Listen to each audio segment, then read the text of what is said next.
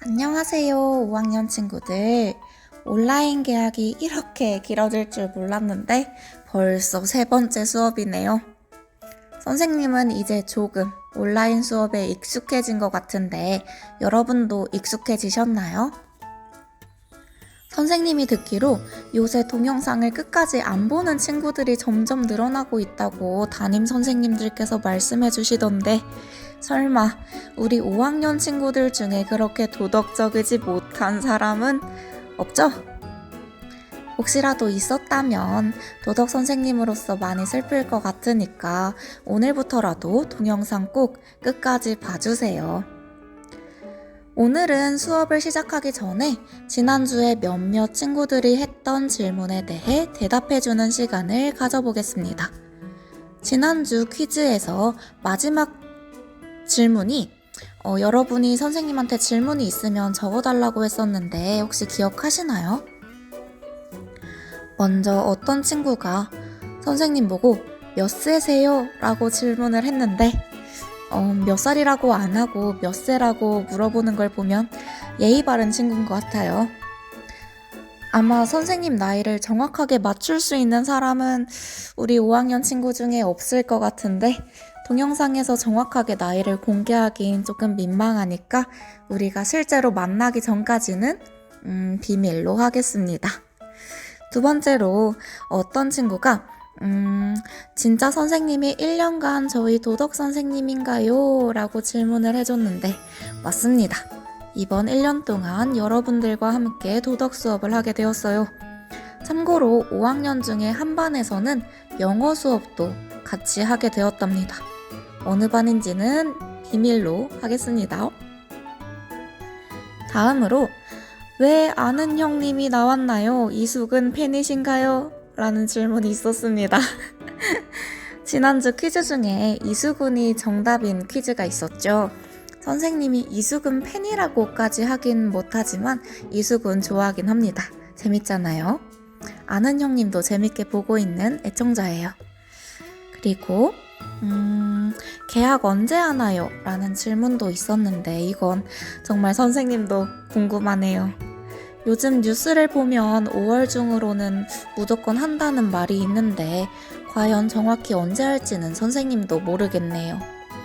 개인적으로 선생님 생각에 5월 연휴는 지나고 11월쯤에 개학하지 않을까 조심스럽게 예상을 하고 있지만 선생님 혼자만의 생각이니까 11월에 개학한다고 오해하시면 안 돼요. 이건 선생님이 가장 심쿵했던 질문인데 질문은 아니지만 어떤 친구가 선생님 목소리 너무 예뻐요 점점점 하트 라고 남겨줬어요. 참 예쁘고 아름다운 말 해줘서 고맙습니다. 그리고 또 다른 친구가 학교에 가면 선생님을 만날 수 있나요? 라고 질문했는데 당연하죠. 물론 아직은 상황이 안전하지 못해서 친구들이 학교에 마음대로 들어오긴 힘들지만 나중에 등교 개학을 하게 된다면 우리는 일주일에 한 번씩 도덕 시간마다 매주 만나게 될 거예요. 다들 기대되시죠? 그리고 몇몇 친구들이 해준 질문인데 지난번 활동 중에 다짐 상장, 다짐 선언문 만들기 활동이 있었는데 이게 선생님이 설명이 부족해서 친구들이 오해를 조금 했던 것 같아요. 친구들이 다짐 상장은 따로 만들어야 하나요? 활동지가 따로 없나요? 라고 물어봐 줬는데 그 교과서 20쪽에 파란 네모 상자에 그냥 적어주시면 됩니다. 따로 만들 필요 없어요. 이게 교과서에 있는 그림은 저작권이 있다 보니까 선생님이 영상에서 함부로 사용할 수가 없어서 그 대신에 상장 모양으로 만들었던 건데 그것 때문에 오해가 조금 있었던 것 같아요. 죄송합니다. 그리고 어떤 친구가 앞으로 더 좋은 사람이 되려면 어떻게 해야 하나요? 라고 감동적인 질문을 해줬어요. 앞으로 더 좋은 사람이 되려면 선생님의 도덕 수업을 열심히 들으시면 됩니다. 라고 말하고 싶은 마음이 굴뚝 같지만 솔직히 선생님은 그냥 나쁜 행동만 하지 않아도 충분히 좋은 사람이라고 생각해요. 하지만 이건 선생님의 생각일 뿐이니까 다른 사람들은 또 어떻게 생각할지 모르겠네요. 그리고 마지막으로 다른 사람이 상처받지 않게 거짓말하는 것도 정직인가요? 라고 아주 철학적인 질문이 있었습니다. 흔히 하얀 거짓말이라고 하죠. 예를 들어서 남자친구가 자기 여자친구한테 너가 아이유보다 더 예뻐 라고 말한다면 이건 뭐 진실일 수도 있겠지만 보통 하얀 거짓말이라고 생각하잖아요. 여러분은 이런 하얀 거짓말에 대해서 어떻게 생각하시나요? 하얀 거짓말도 거짓말이니까 하면 안 된다고 생각하시나요? 아니면 다른 사람을 위해서 하는 거짓말이니까 해도 괜찮다고 생각하시나요? 이 질문에 대해서는 여러분 스스로 일주일 동안 한번 스스로 고민해 보셨으면 합니다. 그럼 질문에 대한 답변은 여기서 마치고 오늘의 수업을 본격적으로 시작해 보겠습니다. 이 동영상 이전에 있던 영상은 다들 끝까지 잘 보셨나요? 감정의 재발견이라는 동영상이었어요. 영상 처음에 감정은 잘 관리하지 못하면 내 목숨을 잃게 할 수도 있어요 라는 말이 나옵니다. 자신의 감정을 제대로 관리하지 못해서 각종 범죄까지 일어나고 있다고 하죠. 그렇다면 5학년 친구들은 여러분의 감정을 제대로 관리하고 있나요? 감정과 욕구를 제대로 관리하는 방법을 알기 위해서 우리는 먼저 감정이 무엇이고 욕구가 무엇인지에 대해 알아야겠죠? 도덕교과서와 필기구를 준비해주세요. 모두 준비가 되었으면 먼저 다 함께 오늘의 학습 목표를 읽어봅시다. 소리내서 읽기 어렵다면 마음속으로 따라 읽어주어도 좋아요. 시작! 감정과 욕구의 의미와 중요성을 알고 나의 감정과 욕구를 조절할 수 있다. 오늘 우리는 감정과 욕구가 무엇인지에 대해서 그리고 감정과 욕구가 왜 중요한지를 배운 뒤에 나의 감정과 욕구를 조절하는 방법까지 알아보겠습니다. 먼저 교과서 27쪽을 펴주세요. 동그란 비눗방울 안에 여러 감정과 욕구가 적혀 있는 것이 보이시나요? 우리는 비눗방울들에 적힌 단어들을 감정과 욕구로 구분을 해볼 건데 그러기 위해서 우리는 감정이 무엇이고 욕구가 무엇인지 각각의 의미를 알아야겠죠. 교과서 중간에 적혀 있는 설명을 함께 봅시다. 감정은 어떤 현상이나 일이 일어났을 때 드는 마음이나 기분이고 욕구는 어떤 것을 얻거나 어떤 일을 하고자 바라는 마음의 움직임이라고 하네요. 간단하게 생각해서 감정은 어떤 일이 일어났을 때 드는 나의 기분이고 욕구는 어떤 일을 하고 싶은 나의 생각이라고 할 수 있겠죠. 그럼 이제 비눗방울에 적힌 단어들을 함께 감정과 욕구로 구분해 봅시다. 먼저 만족한다는 감정일까요? 욕구일까요? 만족한다는 것은 어떤 일이 일어나서 드는 기분이니까 감정이겠죠? 따라서 만족한다는 감정에 적어주시면 되겠습니다. 교과서에 있는 표에 꼭 적어주세요. 그 다음으로 귀찮다는 감정일까요? 욕구일까요? 귀찮다는 것은 어떤 일을 하기 싫어서 드는 기분이니까 감정이라고 할 수 있겠네요. 따라서 귀찮다도 감정에 적어주시면 되겠습니다. 그 다음으로 포기하고 싶다는 감정일까요? 욕구일까요? 포기하고 싶다는 것은 일을 그만 멈추고 싶다는 마음이니까 욕구겠죠. 포기하고 싶다는 욕구에 적어주시면 되겠습니다. 그 다음 도전하고 싶다. 도전하고 싶다는 감정일까요? 욕구일까요? 도전하고 싶다는 어떤 일을 해보고자 하는 바라는 마음이니까 욕구겠죠? 욕구에 적어주세요. 소리치고 싶다는 감정일까요? 욕구일까요? 소리치는 것을 하고 싶다는 바람이니까 욕구라고 적어주시면 되겠죠? 그 다음 행복하다. 행복하다는 감정일까요? 욕구일까요? 행복하다는 것은 내가 느끼는 기분이니까 감정에 적어주시면 되겠습니다. 다음으로 우울하다. 우울하다는 감정일까요? 욕구일까요? 우울하다는 것도 내가 느끼는 나의 기분이니까 마찬가지로 감정에 적어주시면 되겠네요. 마지막으로 갖고 싶다는 감정일까요? 욕구일까요? 갖고 싶다는 것은 어떤 것을 가지고 싶다고 바라는 마음이니까 욕구라고 적어주시면 되겠어요. 자, 그러면 감정에는 만족한다, 귀찮다, 행복하다, 우울하다.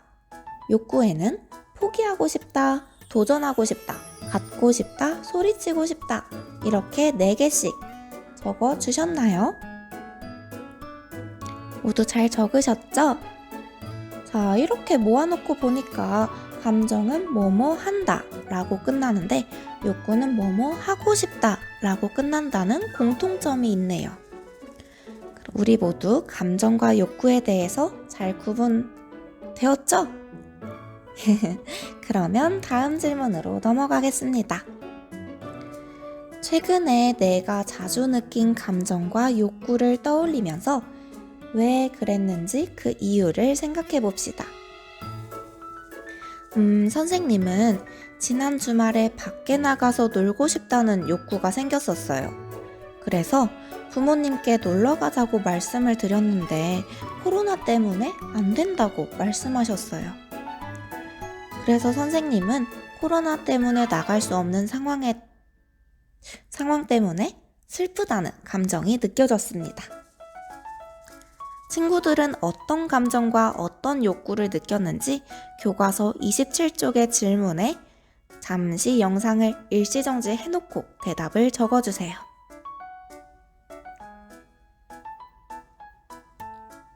다들 잘 적었나요? 그럼 다음 질문으로 넘어가 보겠습니다. 만약 감정과 욕구가 없다면 어떻게 될까요?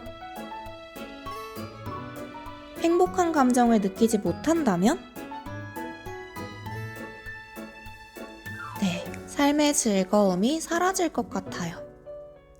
그러면 두렵거나 겁을 느끼지 못한다면 어떻게 될까요? 네, 조심하려는 마음이 없어져서 위험한 상황에 조심하지 않고 그냥 행동하다가 위험한 일이 벌어질 수도 있겠죠? 다음으로 무엇을 하고 싶은 마음이 안 생긴다면 어떻게 될까요? 우리는 스스로 발전하고자 하는 의지가 생기지 않을 거예요. 우리가 열심히 공부하고 열심히 게임하고 이런 이유는 우리가 열심히 공부를 해서 나중에 훌륭한 사람이 되기 위해서고 우리가 열심히 게임을 해서 빠르게 레벨업을 하고 싶기 때문이죠. 그러니까 우리는 무엇을 하고 싶은 마음이 있기 때문에 스스로 발전하고자 하는 의지가 있는 거였어요. 그럼 만약 감정과 욕구가 일어나는 대로 그대로 행동한다면 어떻게 될까요? 3가지 상황을 예로 들어서 함께 생각해 봅시다. 먼저 화가 난다고 참지 않고 있는 그대로 화를 내며 행동한다면 어떤 일이 벌어질까요? 선생님은 친구들과 자주 싸우게 될 것 같아요. 화가 나더라도 나 스스로 화를 관리할 수 있어야 해요. 잠시 동안 숨을 크게 쉬며 심호흡을 하며 마음을 추스린다거나 잔잔한 음악을 들으며 휴식을 취한다면 어느 정도 화가 가라앉을 수 있겠죠? 다음으로 하기 싫다고 해서 내가 당연히 해야 하는 일을 하지 않는다면 어떻게 될까요? 선생님은 나에 대한 신뢰가 떨어질 것이라고 생각했어요.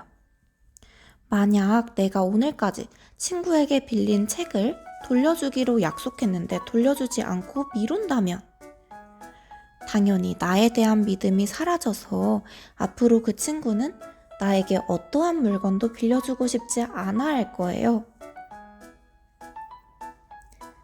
세 번째로 내가 아이스크림을 먹고 싶다고 해서 계속 끝도 없이 배가 부를 때까지 아님 배가 부르고 나서도 계속 먹는다면 어떻게 될까요? 네, 배탈이 날 수도 있겠죠? 우리는 아무리 맛있는 음식을 많이 먹고 싶다고 하더라도 적당히 먹고 멈추는 조절이 필요해요. 먹고 싶다는 욕구를 조절하지 못하면 건강에 큰 문제가 생길 수도 있기 때문이에요. 이렇게 여기 나와 있는 세 가지 상황뿐만 아니라 우리는 어떤 상황에서든지 나의 감정과 욕구를 조절하고 관리할 수 있어야 해요. 바로 직전에 봤던 것처럼 감정과 욕구가 아예 일어나지 않아도 문제겠지만 일어나는 대로 조절하지 못하고 행동하는 것도 문제가 되기 때문입니다. 그럼 우리가 감정과 욕구를 적절하게 조절해야 하는 이유에 대해서 잘 알아보았으니까 다음으로 교과서 28에서 29쪽을 펴주세요. 정조의 이야기 3개가 나와 있는 거 보이시나요? 먼저 첫 번째, 만족하기에 대한 이야기를 읽어주세요. 이야기를 읽으면서 정조가 왜 거처를 옮기지 않았는지에 대한 대답을 찾아 교과서에 밑줄을 그어보세요. 일시정지를 누르고 천천히 읽어보세요. 다 읽었나요?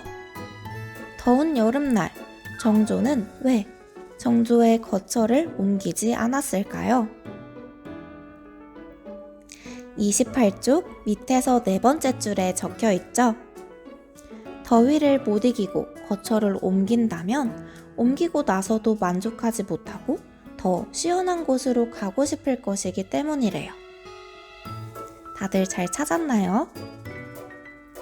그럼 다시 일시정지를 누르고 두 번째, 마음 다스리기 이야기를 읽어보세요. 이번에도 이야기를 읽으면서 화면 속의 2가지 질문에 대한 답을 찾아서 교과서에 밑줄 그어주세요. 다 읽으셨나요? 상황을 살피지 않고 화를 낸다면 어떻게 된다고 했나요?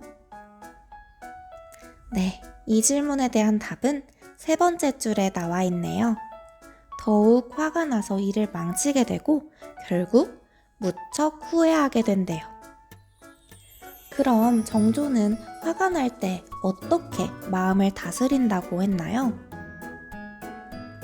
네, 밑에서 3번째 줄에 나와 있죠?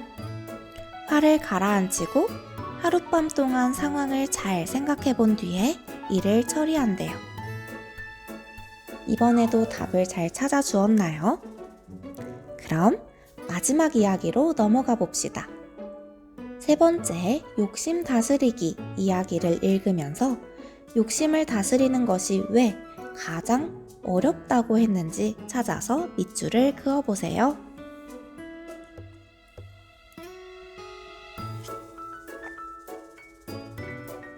다들 밑줄 그으셨나요? 답은 정조의 마지막 말에 있네요. 욕심은 모두와 관련되고 가장 근본적인 것이라서 욕심을 다스리면 나머지 모두를 다스릴 수 있게 된대요. 정조의 이야기를 본받아서 우리도 우리의 감정과 욕구를 잘 다스리는 사람이 되었으면 좋겠습니다. 그럼 이번에도 기지개를 한번 켜고 다음 동영상을 봐주세요.